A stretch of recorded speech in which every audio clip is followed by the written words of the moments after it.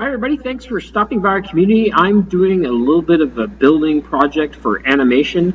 I'm going to finish this building up right here. I thought I'd bring you along and show you a little bit of the workflow that it takes to make a building. Now this is a doorway that I just made in Illustrator. It's very easy to put things together. It's very flexible. Control C on my keyboard. And then I'm going to go back to my building here and Control V, and I paste it, so I copied and pasted it. And I need to make sure this is 100% perfect. If I give this to somebody, I want them to have the best quality. So there we go there. And make sure there's no errors. So I'm just going to make sure that those lines are perfectly together. And you can see there that one's a little too dark. So I've used my arrow keys and just move it down and play around with it till I get it perfect. And there we go, that's fine. So there's our building here. Now I'm going to leave this transparent so I can put a character in it, or I could just fill it in and make it black or whatever I want, and then it will be okay, I guess. So let's just Control G, I'm going to group it, and then Control C, and then I need to move it onto another artboard. So we're going to make our new artboard in Illustrator. I generally do it in pixels. Sometimes, depending on the project, you have lots of different selections here. So I'm going to go into pixels, and I do it about maybe 1,000 pixels. That's very good for working in animation, especially cartoon animator. So I'm going to do both by 1,000 pixels. And then I'm just going to Control V here. And I'm going to scale it down. You can see that's over 1,000 pixels. It means it's too big. And I just want to see what the transparency likes on it. So you can see here the windows here are transparent. I could put a character behind it, and I'll probably just color this. Anyway, I'll show you what I'm doing inside Photoshop. I use Photoshop for my coloring. I don't really do much inside Adobe Illustrator. So we're all finished this here. I'm going to make this in PNG format, and I'll see you over in Photoshop. We're working in Photoshop, and one thing you should think about before you're doing any type of coloring work in Photoshop is you need a color palette. So this is the color palette I'll be using to color my building. Let's get to work on our building right away. I'm going to grab my magic wand tool, and that's how I work. And I'm going to start by first doing the basic building color itself. Now I'm going to go over here, press B on my keyboard, hold down Alt, and I want this color here. And then we're going to go back over to our building. Now you can see here I have this set for airbrushing. You want to make sure both of these are up to 100%. Make our brush a little bigger. I'm going to zoom out a little bit. And then I'm going to just start coloring. Nice and easy like that. That's really cool. I'm happy with that. Maybe I just want it to be a little bit lighter. So if I want it lighter, I just click up here. And then I can restart it again, and that looks a lot better. I like that. That's cool. Now I want to do the border. So again, I grab my magic wand tool, go over here, click on the border here, and then I go back over to my palette, and maybe I just want a nice green. Press B, press Alt, click on it, and then I'm going to go back, and then we have our border done here. Now I like the back wall here. I need to fill it in here. So again, I'm just going to go over to my magic wand, keep repeating the process. Again, to my palette, maybe I like this nice blue color. Press B, hold down Alt, and then we're ready to go. Now maybe I just want it a slight bit darker. Let's just, there we go. That looks good. I like that, matches. And then I'm just going to slowly work my way down here. And I need a nice gray here. So this looks like it's dark enough. Press B. And then I'm just going to finish this little step into the building. This is a little small business. You probably put in front of your house if you want to. But if you know anything about opening a business, it gets really complicated because they want you to have all these licenses and permits and permission. You know, it's really outrageous now that they interfere with your life. They tell you what you can and can't do on your own property. We're seeing that in a lot of cities in the U.S. Property taxes in the U.S. are just going out of control. Now I need to go back over here. I need to find like a brownish color. I think this is okay. Press B, hold down Alt, and click, and there's my color sample. And go back. And I want this to be a little darker. Let's just go around here. So that looks fine. Looks good so far. I'm happy with that. Now I'm going to make these a little bit lighter. So again, it's always just a process of how long it'll take. And there's the walls there. And then after this, I have to go over it and airbrush it. And that's always fun to do. And there we go. And I want this to be maybe just a tiny bit darker. And there we go. So I'd put my character in this little window here and then put a background. Still need to do the roof. So I'm going to work with darker colors. So I'll just make this like this. And just go across here. And then here. Make it a little lighter. And then for the top part of our roof, I'm just going to go a little darker. Press B. And then we're finished. So overall, this building looks good so far. Now I start my airbrushing. To do an airbrush, I bring the opacity down to 30%. That's close enough. And I do the same thing with the flow. Very easy to make adjustments in this software. And then I'm going to start working on it. So I'm just going to click on it with the magic wand tool. And press B, hold down Alt, and click. I need a color sample. Now when you're airbrushing, it's always good to make it a little darker. And then I'm just going to bring down here, and I just want to do the bottom here like this. And I'm going to do a little bit on the side here, and on the other side a little bit. And then make it a little smaller and go along the top. And there we go, we're all finished. Now I'm going to work on the room. So again, I need to use my brush, hold down Alt to get color sample, make it darker, and just go along the bottom edges here. That's a little too dark, Control Z, make it a little lighter. And I'm going to make my brush just a little bit smaller. It looks like it took too much that time, and that looks better.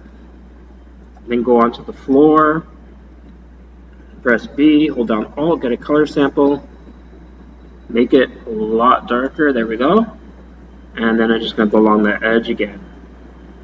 You can see there it looks really good. I like that. Now I'm going to leave this transparent because I want to be able to put a character behind this.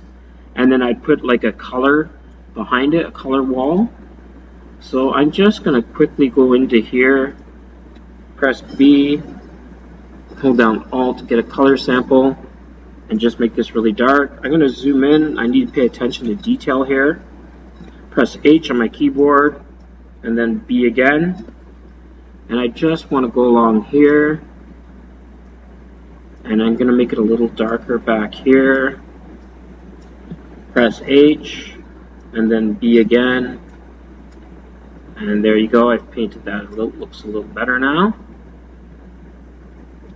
Okay, and then I want to do the same on the other side. I always like to add that little bit of a shadow. Hold down Shift, press B. I think that color will be okay. Yeah, that's okay. That's great. And do the same on the other side.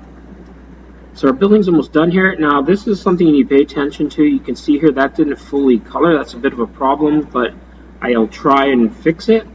And it allowed me to do that, which is awesome. Press B again, hold down my color sample, and I want to fix that. So you need to check everything you're making, make sure it's 100%, and you can see there it's just going to color it in for me. And I'm just going to go around the whole edge just to make sure.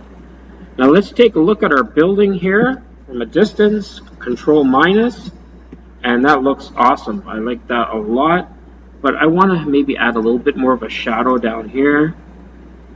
Press B, hold down Alt, and make that a little darker. And I'm going to make my brush a little bit bigger here and just go across it. That's too much. Control Z. I need to change these back to airbrush. That's what I forgot to do. So 30%, and the flow also 30% as well. So I'm just going to go along here quickly, and there, that looks a little bit better. Along the edges as well. Make it a little smaller, and I'll go along the top as well. Looks alright. So there's what our house looks like. Now, if I want to do a little bit of a change up here, I can also do it here. I think I'll just give it a try. Press B, hold down Alt, get my color sample, bring it down a little bit, and I'll just drag it along here, adds a little bit of a shadow to it. I guess that looks a little better, not bad. There we go. And then I'm probably going to want to do the same up here as well. So press B, hold down Alt, and I want it to go completely black. So I'm just going to go here, and then the color is fine on this building. There we go. And that's all right. Let's just zoom out a little bit. Feels good.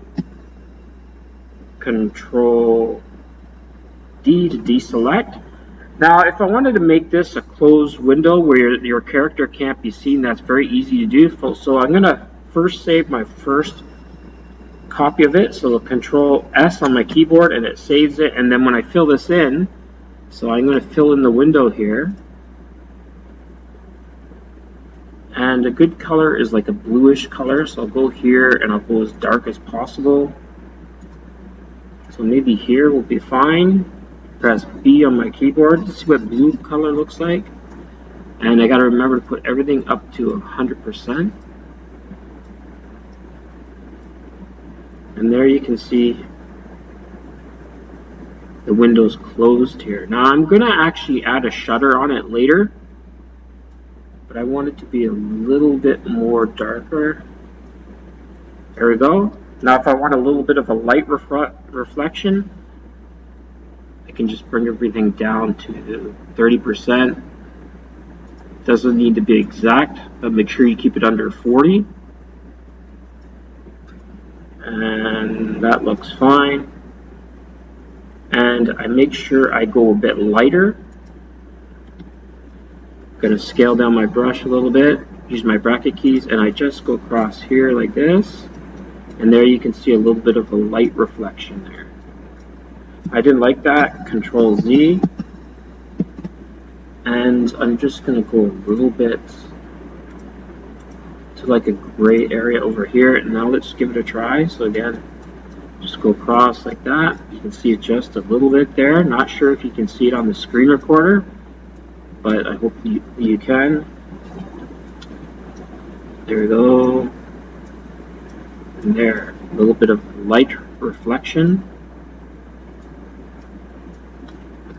And then I just save this as this. Anyway, we're going to go into Cartoon Animator now, and I'm going to show you what this looks like inside the software.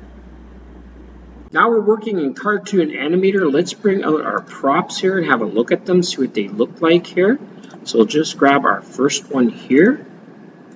And this is the one that you can interact with characters. You can have a character go in the background and talk and do whatever. So we'll just bring it here. If you ever tried to open a business like this on your own property in the US, you'd actually get quite a nightmare situation. But anyway, this is something that I might be interested in the future. And you know, it's very easy to like just do anything you want with these props. You can move it over here. You can see, we'll put it like this. I think this looks good like this. And we're going to bring out an actor here, and I'll just show you what I mean. We can interact with it. I would put a color in the background of this little building because you don't want to be able to see through it. So anyway, let's just find a character here that looks suitable. And we'll go into maybe my G2 characters. I've always liked working with those. And we'll bring out, who's a good businessman here? We'll just bring him out real quick. So he comes, and you can see here he's at the front. Need to scale him down a little bit here so that he's the proper size. And then I can just move him back there. Move him up a little bit, and you can see he's still too big. So you can scale him down to a good size. And then you can see here he interacts with the prop, so he can be speaking or whatever. And depending on you, you know, you can always make these bigger. And then you can make him bigger too. Really depends what you want to use the prop for in the character. Everyone has their own unique project that they're working on.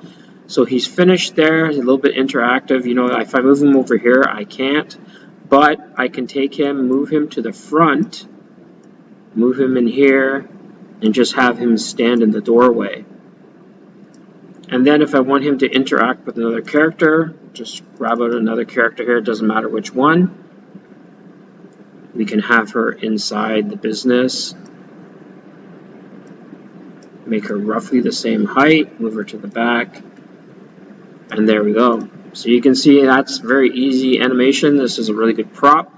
Now I'm going to go over here, and we're just going to delete these here quickly.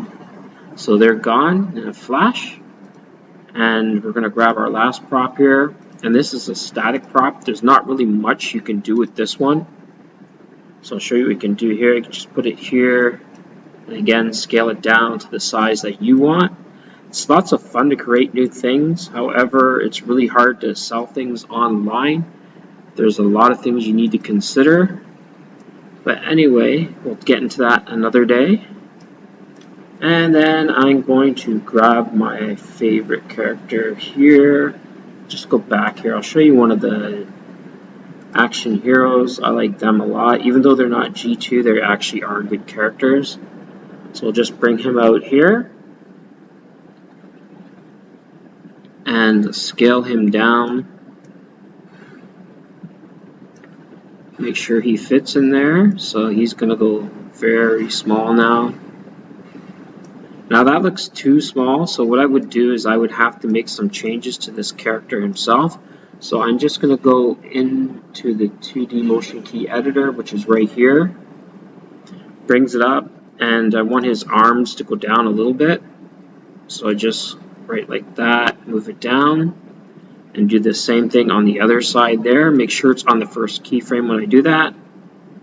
And then I'm finished. You saw how easy it was to do that, and then you can see that's basically all you can do with this. So once I click off him, he's basically stuck like that. I can animate him if I want.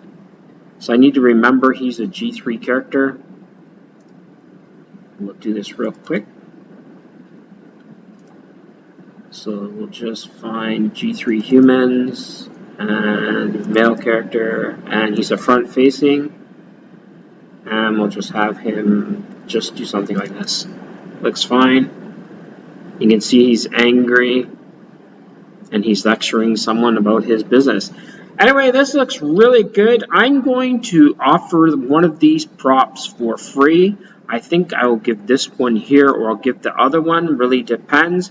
If you want to be able to get free things from me, it's always good just to email me. I'll leave my email on this video and my contact information, and I will also put it in the description. Thanks for watching. Thanks for being a part of our community. Thanks to those longtime subscribers that have been part of our community. I'll be doing a lot more animation stuff. I'm working on a 50-pack of building props. Anyway, thanks for watching. Remember to like and subscribe and share this video.